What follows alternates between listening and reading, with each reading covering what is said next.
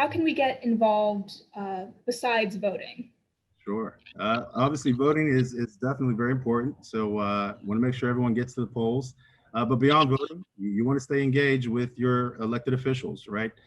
Certainly, if there are issues that you're passionate about, make sure that you share some of those concerns with your elected officials. So, if you care about the climate or if you care about education or healthcare, make sure you actively engage those folks who are there to represent you to make sure that they're doing what you think needs to be done to serve the public interest. And also think about what it means for you to connect with other community organizations that are doing the work, right? So you can be as active as possible.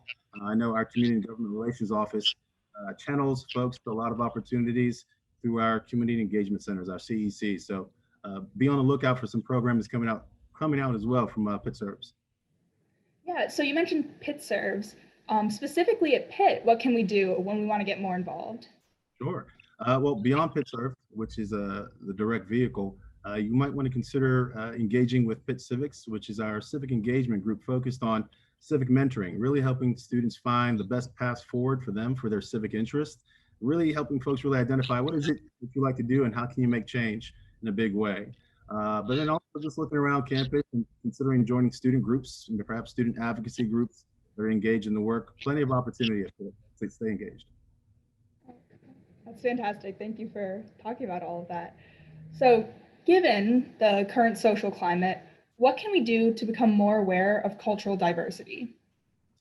Active listening, certainly that that requires folks to be active about their education.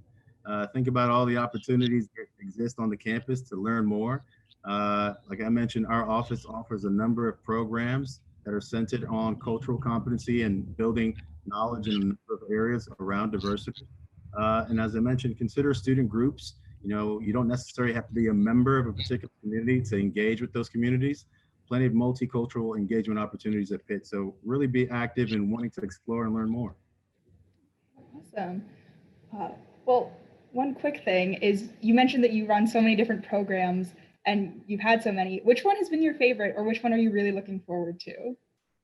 Yeah, so we're working on a new project here because we know how busy student life can be, and we know, especially these days with dealing with COVID, it can be a challenge to get connected in person.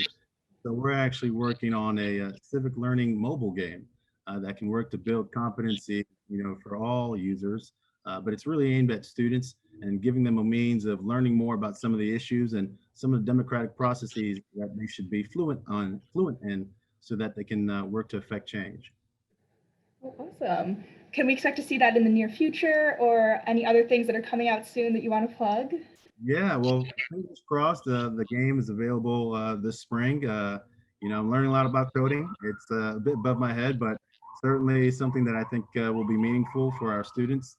Also, as a department, our Office of Diversity and Inclusion, we're working on a number of anti-racism education initiatives that should be unveiled later next month. Um, well, thank you all for doing that. And thank you so much for being here today. I really, really hope that we and everyone watching can take a page out of your book and become so much more involved with our communities, because it's so, so important, especially right now. And then, yeah, just thank you so much, Ron, for being here. You're really, really great. And you clearly care so much about civic engagement and are just doing so much to get people involved. So thank you for all the work you do. And thank you to everyone that watched today's episode. So, yeah. Thanks for having me.